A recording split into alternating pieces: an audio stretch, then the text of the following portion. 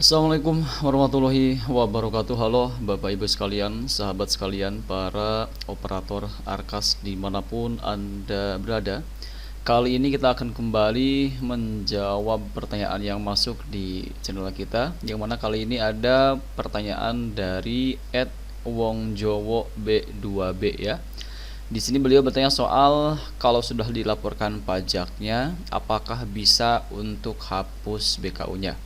Baik, untuk Bapak Ibu sekalian yang mungkin saat ini ada salah satu bulan di BKU yang ingin dihapus BKU-nya, tapi di sana ada penginputan pajak, apakah itu bisa kita hapus BKU-nya lagi atau tidak ya?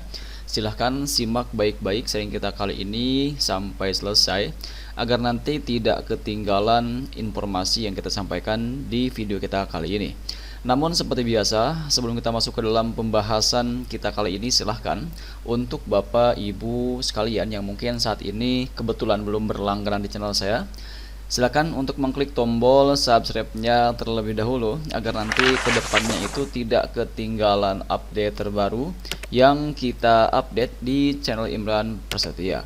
Baiklah, mari kita mulai saja sharing kita kali ini. Nah, di sini kita akan buka dulu aplikasi Arkasnya, di mana per hari ini versi Arkasnya sudah update lagi ya, kemarin di tanggal 18 Desember, yaitu ke versi 4.2.14 ya. Silahkan untuk Bapak Ibu sekalian yang mungkin saat ini masih di versi sebelumnya, yaitu di versi 4.2.13, silahkan diperbarui dulu aplikasi Arkasnya supaya dipastikan menggunakan aplikasi dengan versi yang paling terbaru ya. Baik, di sini kita akan masuk ke bagian penatausahaan dan kita akan fokus ke bagian pengisian BKU ya, yang reguler tahun 2025 ya. Nah, tadi kalau kita melihat pertanyaannya adalah bagaimana jika seandainya di BKU-nya ada pelaporan pajak, apakah itu bisa dihapus kembali BKU-nya jika seandainya terjadi kesalahan. Contoh misalkan sekarang posisi kita sudah berada di bulan Desember, tapi di bulan November kemarin anggaplah misalkan ada penginputan yang kurang tepat, apakah itu mungkin salah tanggalnya atau mungkin salah nominalnya, sementara di bulan November tersebut ada pelaporan pajak ya. Nah, kalau misalkan kita ingin menghapusnya, apakah bisa atau tidak ya? Maka jawabannya tentu bisa Bapak Ibu sekalian ya. Yang pasti nanti di saat kita mengajukan penghapusan BKU ke pusat untuk November misalkan, maka nanti kita kemungkinan akan diminta untuk melaporkan pajak kembali, dan itu bukan masalah karena yang penting untuk data pelaporan pajaknya masih ada ya, misalkan tanggalnya tanggal berapa, pajaknya berapa, seperti itu, dan dilaporkannya kapan.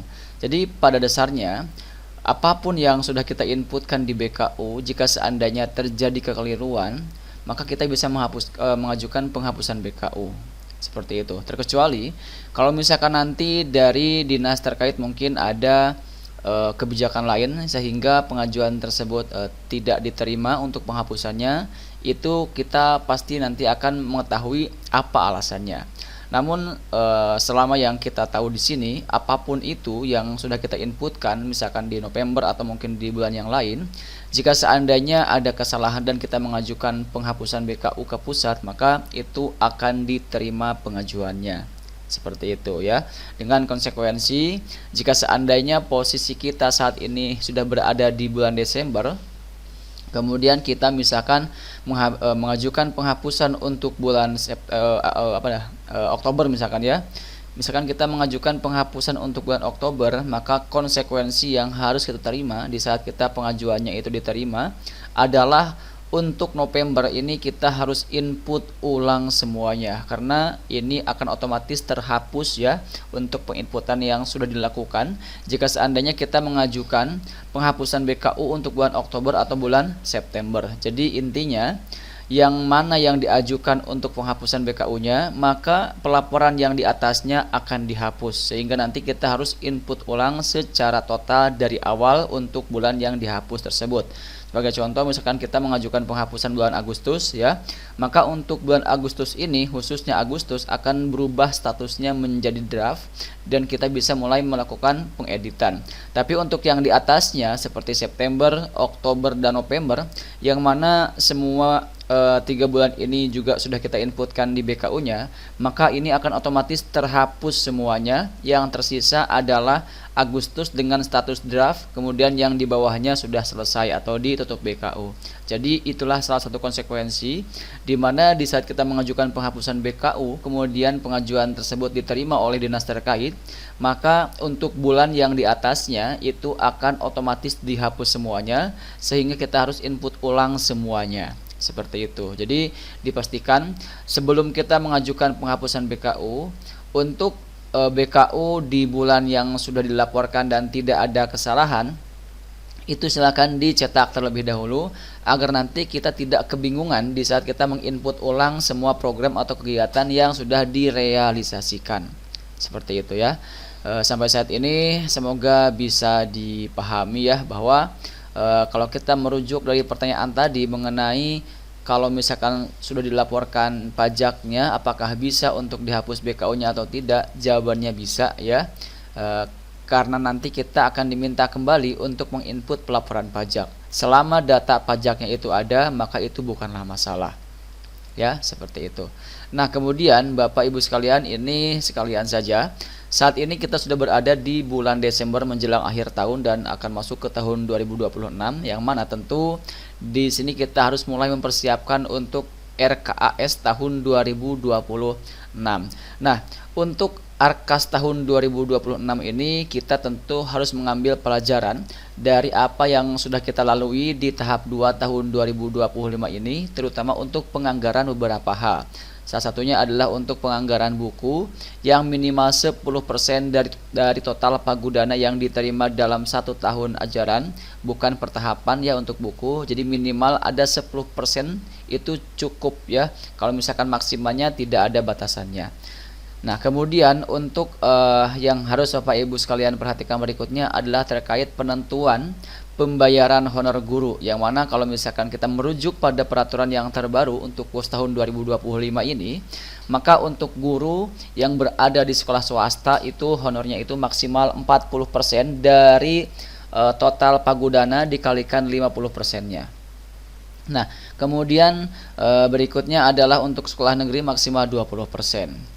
Nah, di sini Bapak Ibu sekalian ya, pastikan untuk perhitungan honor ini adalah pertahapan ya, terkecuali jika seandainya kita ingin menghitung untuk 1 tahun langsung, karena dalam perencanaan itu kita tidak hanya merencanakan tahap 1 melainkan juga tahap 2. Maka untuk cara perhitungan honor guru ini hampir sama dengan cara perhitungan buku ya, kalau misalkan kita ingin dihitung langsung 1 tahun.